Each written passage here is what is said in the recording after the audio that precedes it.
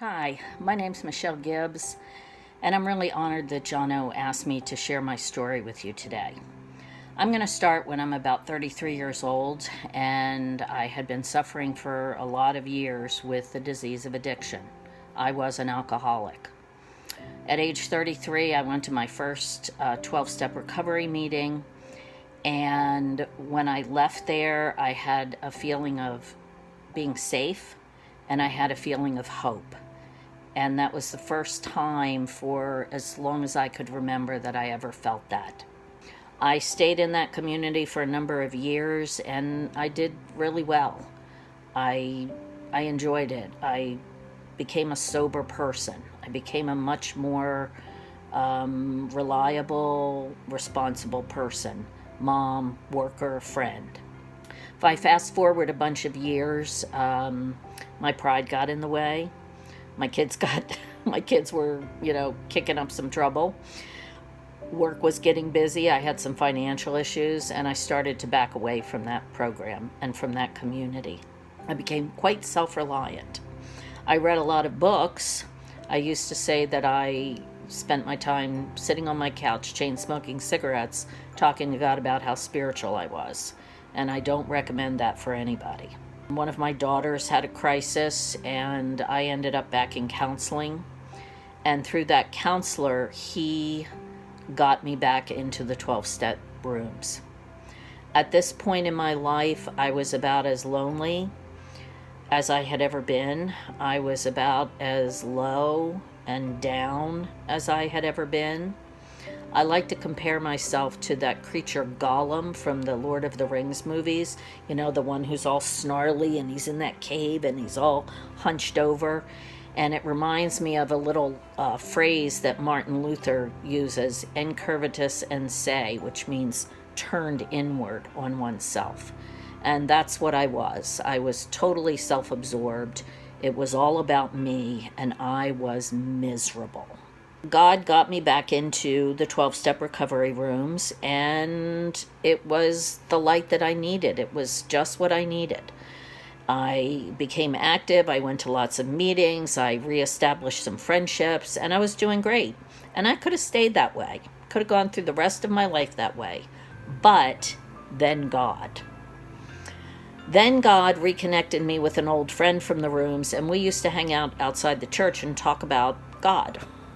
Talk about Jesus. And one day he shared the gospel with me, and he shared the gospel with me in a way that I had never heard it before. Now, I knew a lot about God. I had lots of books on God, but I had never heard the part about grace, and I'd never heard the part about the mercy, and I mostly hadn't heard the part about the love. I was thinking about that and praying about it and, reading another book one day, and I fell in love with Jesus Christ. It opened up my heart the way nothing ever has. So I had been church hopping for about 10 years, and none of the churches ever kind of met my qualifications. And I had heard about Crossroads, but I wasn't going to one of those hand-raising churches. And then one day I thought, why not? So I wandered in and I heard Reed preach, and I said to myself that this was the closest I was going to come to Tim Keller in Westminster, Maryland. I was a huge Tim Keller fan by then. If you don't know who he is, come see me and I'll tell you about him. So I stayed. I came back, and I saw people here that I knew. I saw Nancy Howard, and I had taught Nancy's daughters in dance years and years ago. And I saw Pam Hobbs, and I had taught Pam's daughter in dance. I saw Doug and Margaret Newton, and we had all gone to the same high school. And Nancy and her husband and I had a conversation one day in the Safeway at the meat counter about my recovery experience. And we started talking about recovery groups and what women in recovery might need. And so Nancy, with Nancy's help and supervision, we started the first women's recovery group here. And, I could have kept going like that. But then God. Then God introduced me to Graham.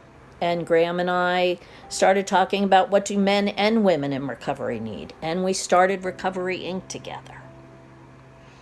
And I could go on and on and on, but the summary of the story is that every time I think, okay, this is good, I'll just stay here.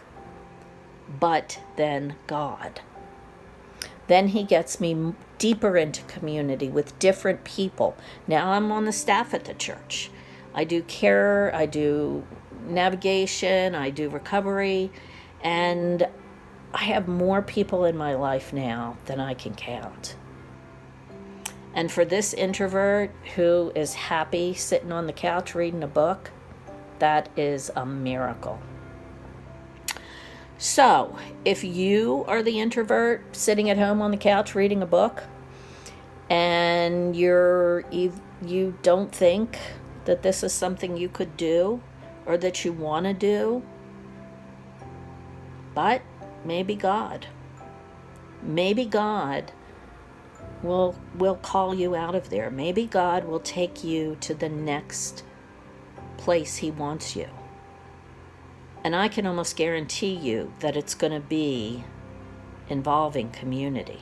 Because without people around, the only part I know of God is what I know of God.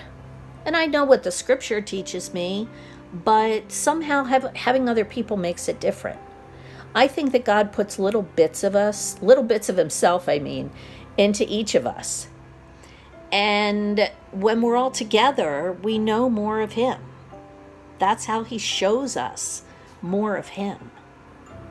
So it's been a real eye-opener to me to become my age, to get up to be 60 years old, 55, 60 years old, and discover that, hey, I need you people. I need community.